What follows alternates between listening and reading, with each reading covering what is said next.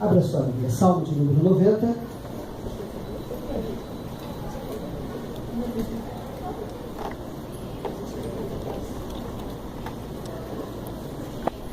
Para variar a nossa tela deu um probleminha de novo. Se a gente tivesse em algumas igrejas por aí afora, talvez eu diria que tinha um espírito não sei do que aqui, né? Mas eu prometo uma coisa a você, meu irmão, no próximo ano a gente vai resolver esse problema aqui. A gente já tem conversado com o pastor Haroldo, e a gente vai ter que resolver isso, porque ora funciona, ora não funciona, e coisa de Deus tem que ser sério, né? A gente tem que, até porque na casa da gente a gente deixa isso muito bem arrumadinho, resolvido. Deu algum problema, a gente corre e resolve. Na casa de Deus às vezes é meio demorado, a coisa não sai. Mas nós vamos orar para que, não que o espírito daqui saia, não é o espírito que tem que sair, não. Tem que acontecer que a gente resolva o que tem que resolver, né? Porque não dá para a gente ir empurrando o problema com a barriga. A gente tem que resolver. Vamos resolver. Salmo de número 90, querido. Se você puder, fique em pé em reverência à palavra de Deus, meu irmão, para a gente ler esse texto.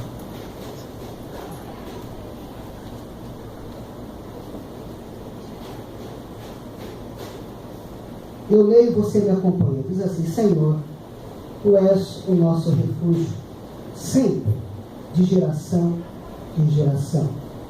Antes de nascerem os montes e de criares a terra e o mundo, de eternidade a eternidade, Tu és Deus. Fazes os homens voltarem ao pó, dizendo: retornem ao pó, seres humanos. De fato, 1000 anos para ti são como o dia de ontem que passou, como as horas da noite. Como uma correnteza, tu arrastas os homens. São breves como o sono. São como a relva que brota ao amanhecer. Germina e brota pela manhã, mas à tarde murcha e seca. Somos consumidos pela tua ira e aterrorizados pelo teu furor. Conheces as nossas iniquidades, não escapam os nossos pecados secretos à luz da tua presença. Todos os nossos dias passam debaixo do teu furor, vão-se como um murmúrio. Os anos de nossa vida chegam a 70, ou a 80 para os que têm mais vigor. Entretanto, são anos difíceis e cheios de sofrimento, pois a vida passa depressa e nós voamos. Quem conhece o poder da tua ira? Pois o teu furor é tão grande como o temor que te é devido. Ensina-nos a contar os nossos dias, para que o nosso coração alcance sabedoria. Volta-te, Senhor. Até quando será assim? Tem compaixão dos teus servos.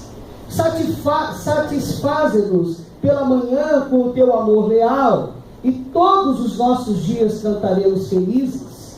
Dá-nos alegria pelo tempo que nos afligistes, ou nos afligiste, pelos anos em que tanto sofremos. Sejam manifestos os teus feitos aos teus servos, e aos filhos deles o teu esplendor. Esteja sobre nós a bondade do nosso Deus soberano. Consolida para nós a obra de nossas almas. Consolida a obra de nossas mãos. Pode sentar, querido. Deixa eu orar com você, Pai. Estamos aqui agora e o momento é levar em consideração aquilo que o Senhor preparou para o nosso coração neste momento. Deus, que o Espírito Santo possa trazer entendimento, abrir, melhor dizendo, o nosso entendimento. Ele abre os nossos ouvidos para que a gente entenda que tudo aquilo que será aqui passado agora é algo do Senhor das nossas vidas. Em nome de Jesus. Amém.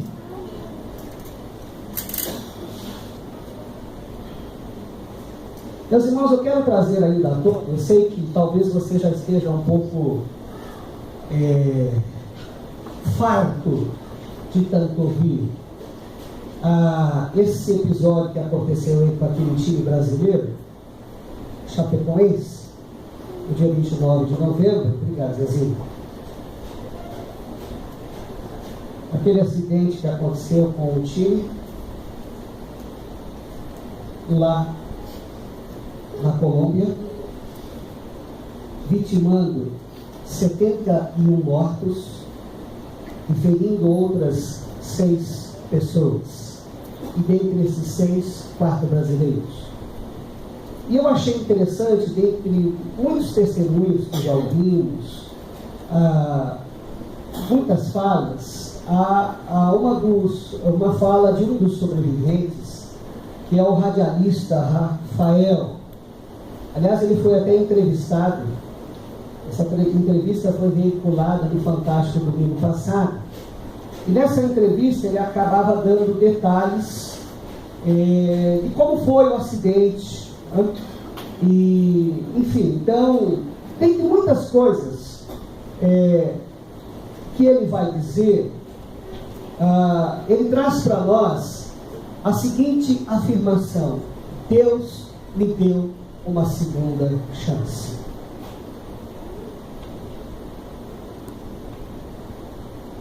E eu me lembro, meus irmãos, que quando a gente soube deste acidente que vitimou boa parte do time lá de Chapecó, eu fiz questão de colocar no Facebook uma citação que dizia o seguinte: o que me preocupa não é quando eu vou morrer,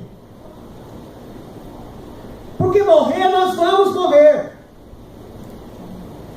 E para Deus, ninguém morre na véspera. Para Deus, a pessoa morre no dia que foi agendado. Esses jogadores jovens, que estavam no início da carreira, uma carreira promissora, que prometia muito, que tinha toda uma vida pela frente, para nós foi surpresa, mas para Deus, não. Então, queridos, não me preocupa quando eu vou morrer, quando vamos morrer, mas o que nós vamos fazer enquanto estivermos vivos. É isso que este salmo trata. Você tem diante de você aqui a oração de Moisés, homem de Deus, e ele está aqui, tratando, dentre outros temas, a morte.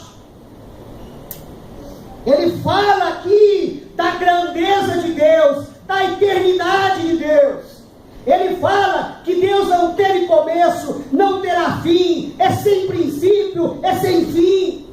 A eternidade de Deus, a grandeza de Deus, em oposição à nossa fragilidade.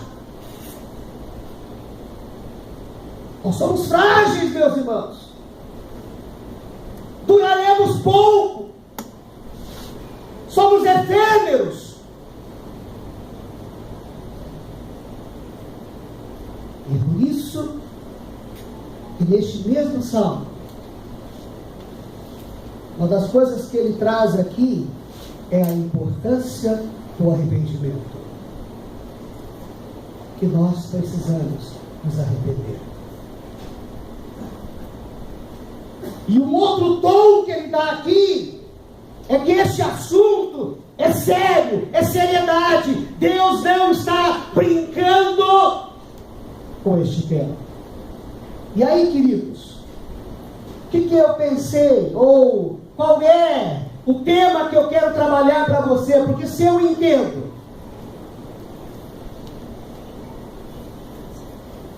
que o que importa não é que eu vou morrer, porque um dia eu vou morrer, mas o que deve importar para mim é como é que eu vou viver enquanto aqui estiver.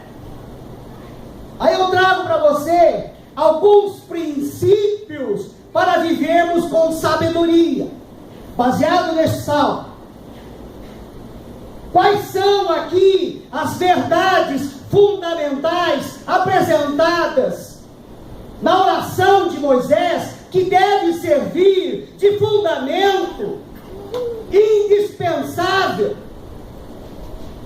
no nosso viver com sabedoria.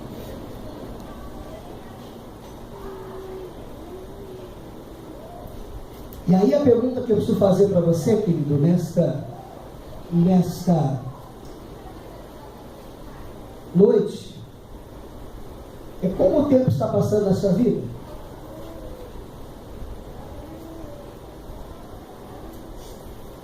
Como o tempo está passando na sua vida? Porque se você olhar aí para o versículo 12, você vai se dar conta que Deus quer que a sua vida tenha sentido. O seu viver aqui tem que ter um objetivo, ele tem que ter um propósito, ele tem que ter um significado. É por isso que Moisés diz assim em sua oração: olha, Deus, ensina-nos a contar os nossos dias para que alcancemos coração sábio. Olha só o que ele está fazendo aqui. Deus quer que sua vida tenha sentido. Como o tempo está passando na sua vida, meu irmão? E por que eu faço essa pergunta? Porque eu entendo que a maioria das pessoas vive como Carolina. O que você está querendo dizer com isso?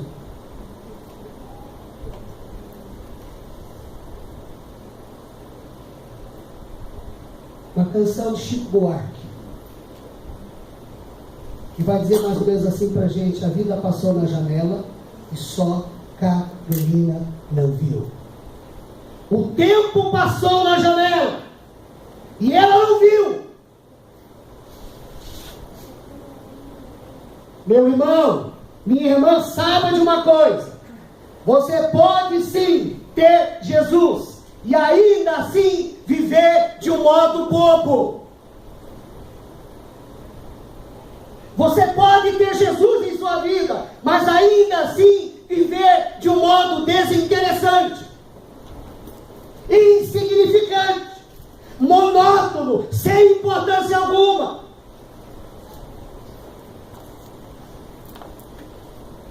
E quando eu me deparo com essa oração de Moisés, homem de Deus, eu entendo, meus irmãos, que Deus quer trabalhar essa área em nossas vidas, de modo a fazer com que a nossa vida ganhe sentido, significado, quando vivida com sabedoria.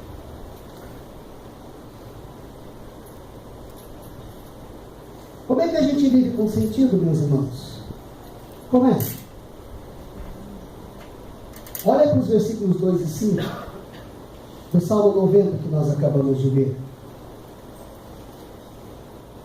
Porque respondendo a esta minha indagação, eu entendo que eu viverei com sentido quando eu desenvolver, quando eu tiver uma percepção clara de mim mesmo em relação à eternidade.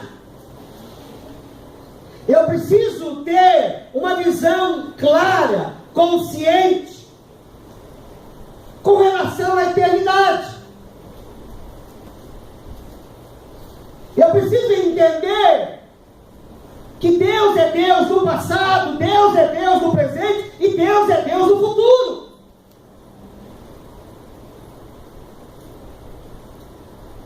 Porque quando eu olho para Deus e me vejo diante do Eterno, essa visão, essa consciência acaba derrubando toda a arrogância humana. O homem é prepotente. Ele tem desenvolvido um comportamento insolente, atrevido, desrespeitoso.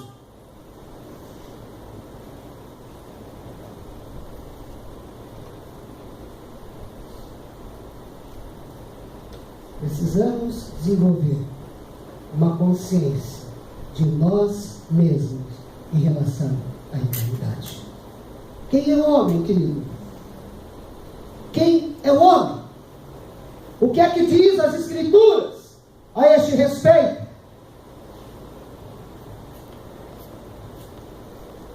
Ele é efêmero, dura pouco. Passando dos 70 anos, se chegar aí aos 80, como diz o Salmo 90, ele vai ter muitas dificuldades. Esses meninos que acabamos de falar lá do Chapecoense não chegaram aos 70.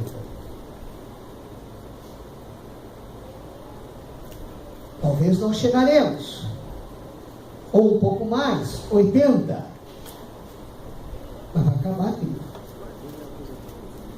A nossa vida dura pouco. Quem é o homem? É criatura. Ele foi criado. Jamais ele pode ser comparado a Deus. Foi o que os nossos pais, lá no Jardim do Éden, tentaram fazer com relação a Deus. E por isso caíram. Aliás, caíram por conta da desobediência. Deixaram de levar adiante uma orientação do Pai do céu. Quem é o homem? Frágil, de curta duração. Ele é transitório, ele é breve. Vai virar pó. É o que diz a Bíblia. Quem é Deus, meus amigos? Soberano. Exerce todo o poder. É a autoridade suprema, absoluta, o Todo-Poderoso. Quem é Deus? Nosso refúgio. Quem é Deus? Fez a terra, o Criador da terra, criou nela o homem, possui autoexistência, é eterno, de eternidade a eternidade, tu és Deus. Amado, quando você vem participar de um culto deste, você está diante do Eterno, do Todo-Poderoso,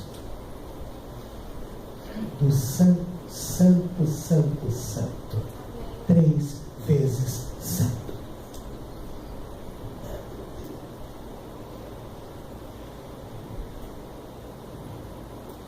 Como viver com sentido, meus irmãos? Não apenas desenvolvendo esta visão clara, consciente de quem nós somos em relação a Ele.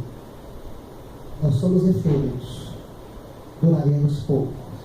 Ele é soberano, eterno, autoridade suprema, absoluta. Mas não só isso. Como viver com sentido, pastor? Precisamos ter uma percepção realista da circunstância humana na história. Ou seja, precisamos desenvolver uma consciência da realidade, fato real, da condição humana na história, do estado, da circunstância do ser humano, de todos os indivíduos de espécie dos homens na história.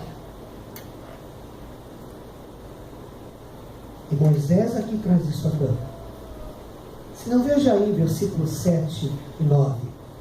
Ele vai dizer: pois somos consumidos pela tua ira e pelo teu furor conturbados. Versículo 9.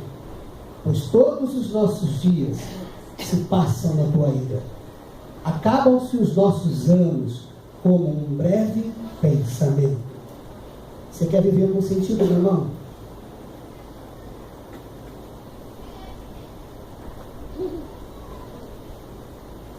Você precisa saber e entender. O que é que diz a história humana? Que o homem, ele foi golpeado pela ira. Ele foi ferido pela ira de Deus. Ele foi angustiado, afligido. E qual é o enfoque aqui de Moisés? Quando ele começa a fazer esta oração, ele volta ao episódio da queda. Gênesis capítulo 3. é o enfoque. Porque é o que diz Gênesis capítulo 1 e capítulo 2. Quando começamos a ler esses capítulos, nós damos conta de que o homem foi criado à imagem e semelhança de Deus e habitava no paraíso. Era um tempo em que este homem vivia em correspondência com Deus, em comunhão com Deus. Ele vivia feliz, despreocupado, desfrutando do estado de bem-aventurança. O que é isso, pastor? Ele desfrutava de uma suprema felicidade.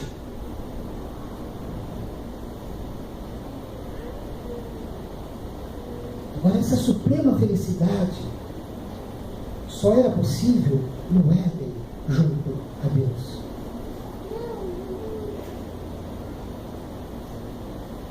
E este homem possuía justiça, retidão, um ser de caráter correspondente ao de Deus. Mas aí vem o capítulo 3 de Gênesis. Aí o quadro muda, meus irmãos. Se altera. Aí Moisés vem com esta afirmação aí na sua oração: nós somos destruídos pela tua ira. Aliás, aqui no Salmo 90, e o teu furor nos deixa apavorados, os nossos dias são cortados pela tua ira. O que significa ira, meus irmãos? Significa profunda e intensa cólera. Aquele impulso violento contra a ofensa, a transgressão, a falta humana. Significa profunda e intensa indignação, um sentimento no coração de Deus de cólera, que foi despertado por ação maligna. É a manifestação ativa do ódio de Deus, a perversidade moral.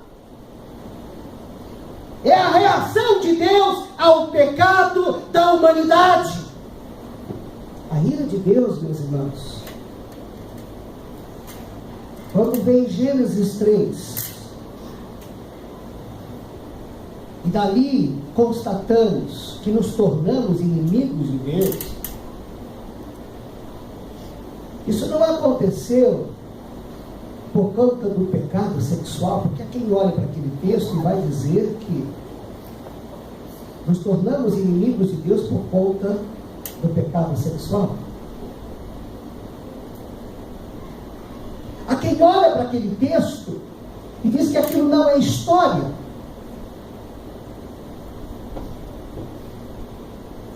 Há quem afirma que, em vez de ser história, é um mito, é uma lenda. Mas não, aquilo é história.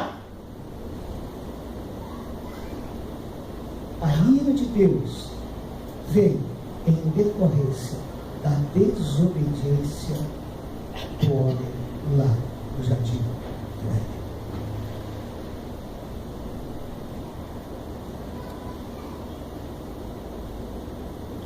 A ira de Deus, meus irmãos, é dirigida contra os homens ímpios e perversos. E só se escapa da ira de Deus mediante a fé em Cristo. O único que pode aplacar, apaziguar, aliviar, extinguir, aniquilar esta ira. E não é por menos que Paulo, escrevendo à igreja de Roma, lá no capítulo 3, nos versículos 21 ao 26, ele vai dizer isso. Ele vai dizer: mas agora Deus já mostrou que o meio pelo qual ele aceita as pessoas não tem nada a ver com a lei.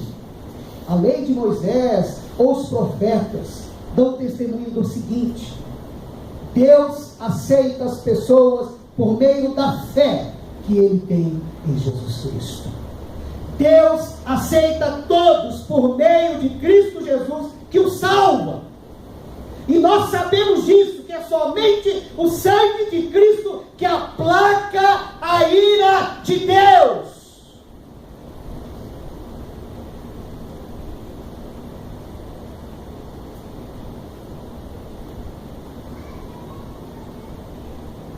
Como viver com sentido, meus irmãos?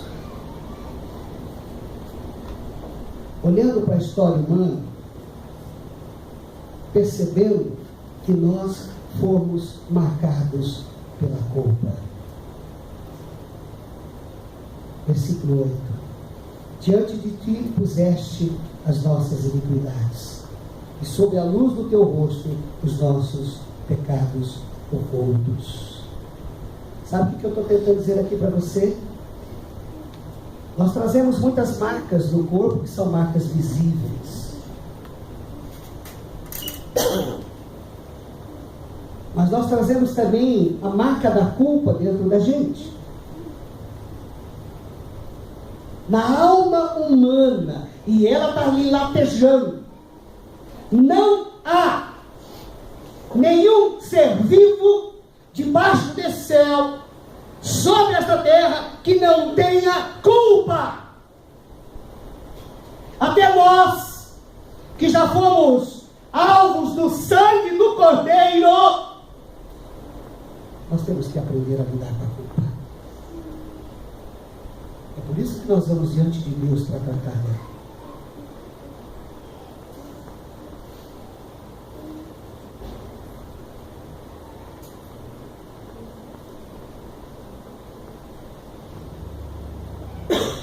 Como viver com sentido, queridos?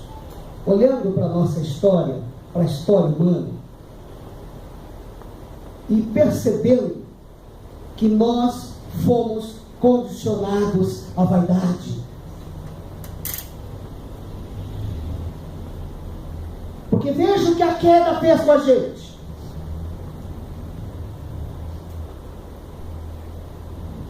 Ela faz com que o ser humano olhe para si mesmo, achando que vale muito,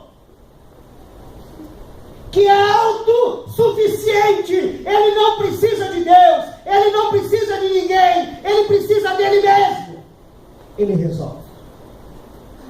Ele é o bom no pedaço.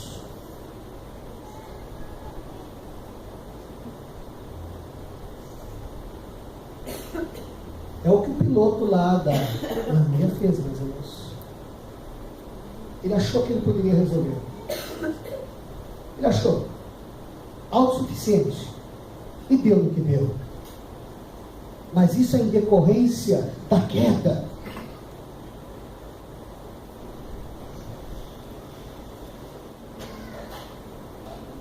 O homem, o ser humano, ou melhor, a queda, faz com que o homem ele se ache ou pense que pode ser igual a Deus.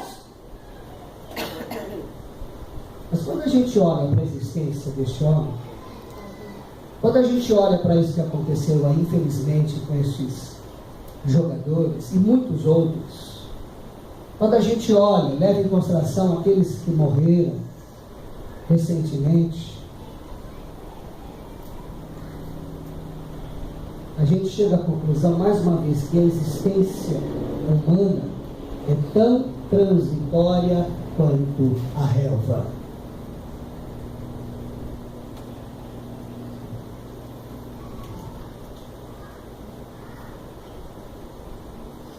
Como viver com sentido, meus irmãos? A gente tem que ter uma visão que não admita dúvida a respeito da graça de Deus.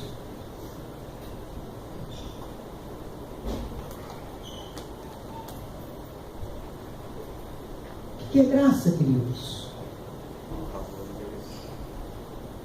Alguém já disse que é o bel prazer, o prazer pessoal de Deus, que predispõe a conceder benefício sobre os que nada merecem. O que é graça, pastor? É Deus se compadecendo dos desgraçados. Isso é graça. O que é graça, pastor? É Deus se favorecendo os que antes estavam embaixo da justa reprovação. Ele favorece. Isso é graça. Por que você está trazendo isso, pastor? A gente já sabe disso de qual salteado. Sabe por que eu estou trazendo isso, meus irmãos? Porque, infelizmente, eu tenho me dado conta que, por conta da queda, nós temos tido a tendência de minimizar a graça de Deus. Nós reduzimos essa graça. Há um dado momento na nossa caminhada com Deus que passamos a dar pouca importância à mesma. Nós fazemos pouco caso dela.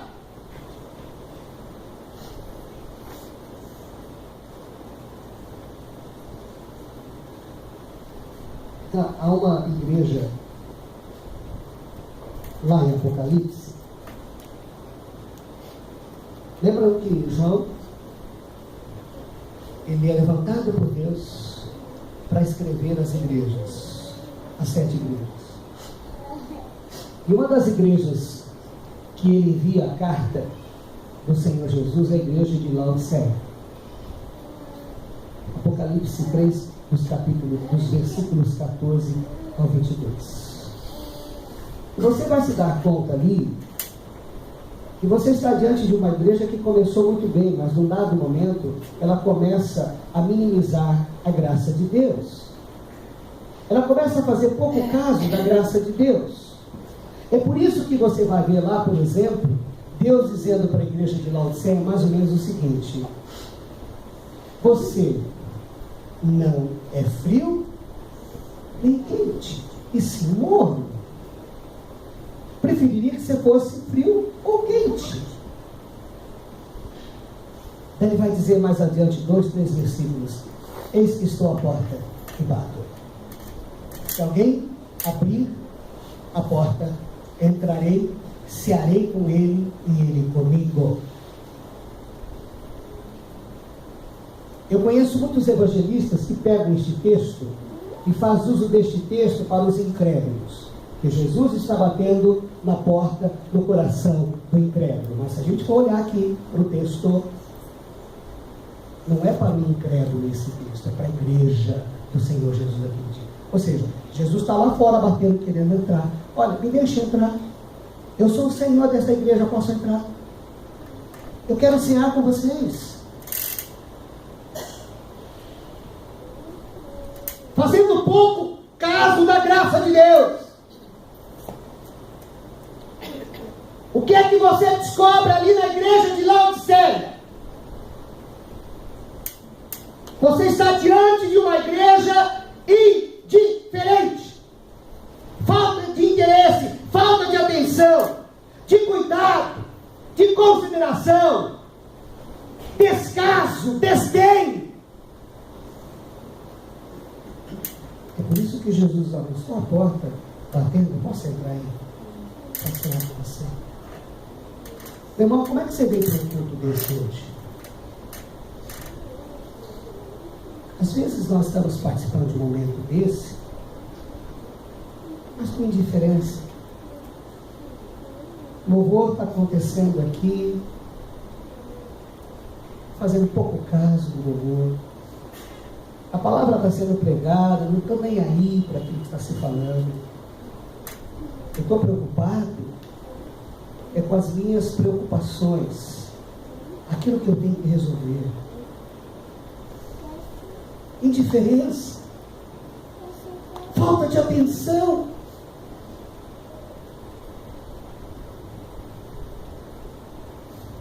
Quer ver uma outra coisa que eu percebo na vida de Laodiceia? E apesar, meus irmãos, já ter passado mais de 2000 anos, os erros são os mesmos. Era uma igreja orgulhosa.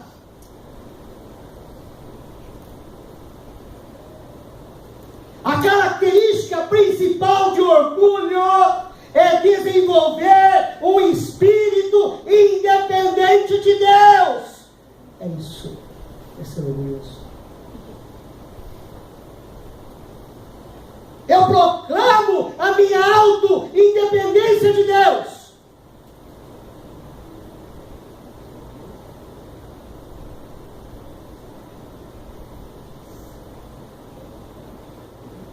Quer ver um dos sintomas desta auto-independência, meus irmãos?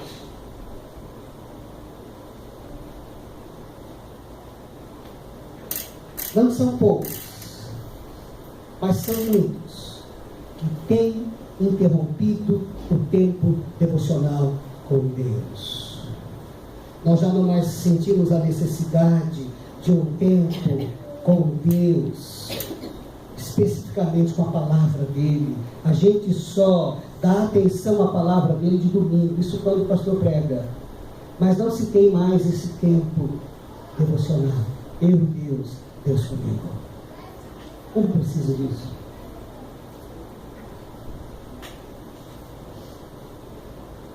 Quer ver um outro sintoma dessa independência? É a falta de oração na minha vida. E quando eu deixo de orar, o que está por detrás? O que é que eu estou talvez dizendo sem que eu perceba?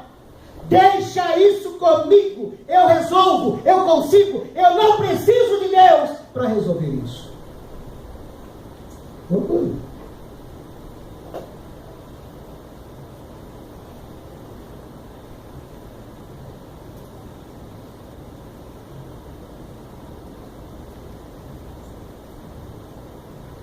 Será que nós não temos feito pouco caso da graça de Deus? Minimizado a graça. A igreja de Laodiceia fez isso.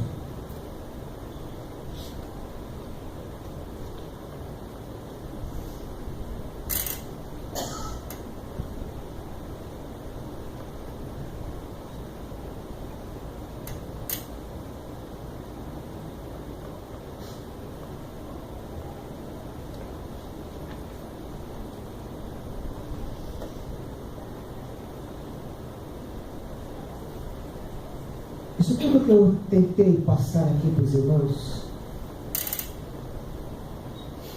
é uma visão que nos capacita a viver sem arrogância.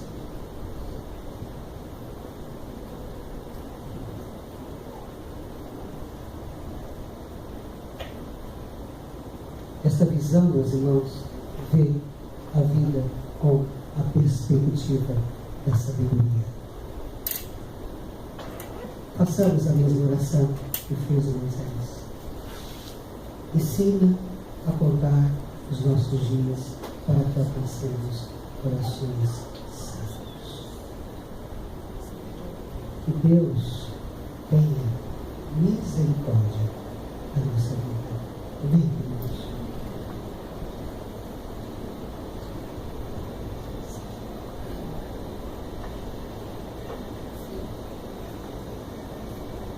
Está pronto, Maná? Onde está?